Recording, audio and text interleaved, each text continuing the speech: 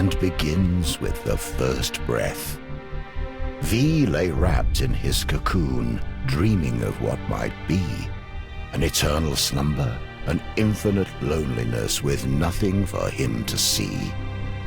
In the abyss he dreamt of seeing his reflection, his lack of companionship, his only imperfection. This sudden realization jolted him awake. In that moment, time began, like the birth of a snowflake. He removed his 1,000 eyes and cast them into the darkness, creating the stars and space. He chose one planet among the rest for his final resting place. He called it Inamorta, the first word ever spoken. To feel alive, he needed children, or he'd remain heartbroken. He knew not of pain or suffering, only the need for a son and daughter. From his body, in his likeness, he created the elements, earth and water.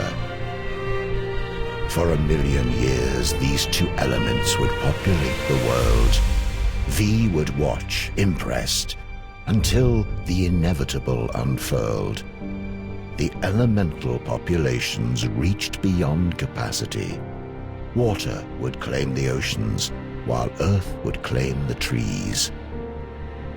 They fought ferocious battles, and borders only grew, though they could not live without each other. So what were they to do? V became angry at what they had become, a perfect world of harmony. And look what they had done. He created a third element, fire, from his own 2 hands, punishment for anything disobeying his commands. But his newest creation was spawned from hate and spite, and evil was born into Inamorta on that night. V could not control the elementals in those early days. Fire took over land and sea and set the world ablaze. Afraid making a 4th element would only make things worse, he had no choice and created air, as fire was a curse.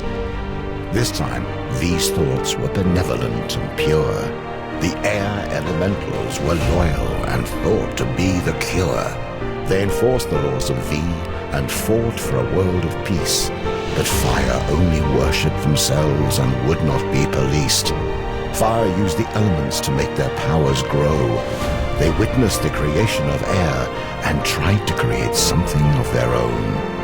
They wanted to be gods like V, but their only magic was hate. Creating the Chaos Empire was their only fate. This new empire could live and die and truly had a soul. Their love of life and fear of death made them too powerful to control. The air elementals could not stop them at their border and prayed that V would bring freedom, justice, and order. The hate of fire burned so hot that nothing would survive.